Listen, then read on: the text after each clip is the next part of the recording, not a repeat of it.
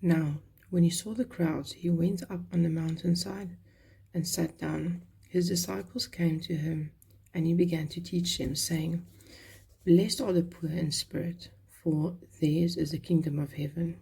Blessed are those who mourn, for they will be comforted. Blessed are the meek, for they will inherit the earth. Blessed are those who hunger and thirst for righteousness, for they will be filled. Blessed are the merciful, for they will be shown mercy. Blessed are the pure in heart, for they will see God. Blessed are the peacemakers, for they will be called sons of God. Blessed are those who are persecuted because of righteousness, for theirs is the kingdom of heaven. Blessed are you when people insult you, persecute, and falsely say all kinds of evil things against you because of me. Rejoice and be glad, because great is your reward in heaven. For in the same way they persecute the prophets who were before you. You are the salt of the earth. But if the salt loses its saltiness, how can it be made salty again? It is no longer good for anything except to be thrown out and trampled by men. You are the light of the world. A city on a hill cannot be hidden. Neither do people light a lamp and put it under a bowl. Instead, they put it on its stand, and it gives light to everyone in the house. In the same way, let your light shine before men, that they may see your good deeds and praise your Father in heaven. Do not think that I have come to abolish the law or the prophets. I have not come to abolish them, but to fulfill them. I tell you the truth, until heaven and earth disappear, not the smallest letter, not the least stroke of a pen will by any means disappear from the law until everything is accomplished. Anyone who breaks one of the least of these commandments and teaches others to do the same will be called least in the kingdom of heaven. But whoever practices and teaches these commandments will be called great in the kingdom of heaven. For I tell you that unless your righteousness surpasses that of the Pharisees and the teachers of the law, you will certainly not enter the kingdom of heaven.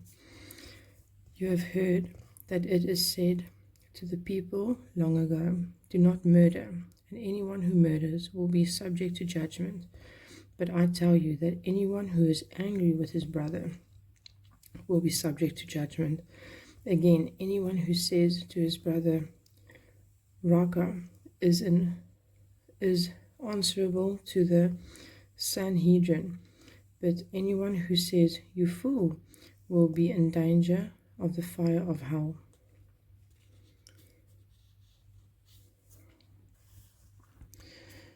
Therefore, if you are offering your gift at the altar and there remember that your brother has something against you, leave your gift there in front of the altar. First go and be reconciled to your brother, then come and offer your gift. Settle matters quickly with your adversary who is taking you to court. Do it while you are still with him on the way, or he may hand you over to the judge, and the judge may hand you over to the officer, and you may be thrown into prison. I tell you the truth, you will not get out until you have paid the last penny. You have heard that it is said, do not commit adultery. But I tell you that anyone who looks at a woman lustfully has already committed adultery with her in his heart. If your right eye causes you to sin, gouge it out and throw it away. It is better for you to lose one part of your body than for your whole body to be thrown into hell. And if your right hand causes you to sin, cut it off and throw it away. It is better for you to lose one part of your body than for your whole body to go into hell. It has been said, anyone who divorces his wife must give her a certificate of divorce. But I tell you that anyone who divorces his wife, except for marital unfaithfulness, causes her to become an adulteress, and anyone who marries the divorced woman commits adultery. Again, you have heard that it was said to the people long ago, Do not break your oath, but keep the oath you have made to the Lord. But I tell you, do not swear at all, either by heaven, for it is God's throne, or by the earth, for it is his footstool, or by Jerusalem, for it is the city of the great King. And do not swear by your head, for you cannot make even one hair white or black. Simply let your yes be yes, and your no, no. Anything beyond this comes from the evil one. You have heard that it was said, eye for an eye and tooth for a tooth. But I tell you, do not resist an evil person. If someone strikes you on the right cheek, turn to him the other also. And if someone wants to sue you and take your tunic, let him have your cloak as well. If someone forces you to go 1 mile, go with them 2 miles. Give to the one who asks you, and do not turn away from the one who wants to borrow from you.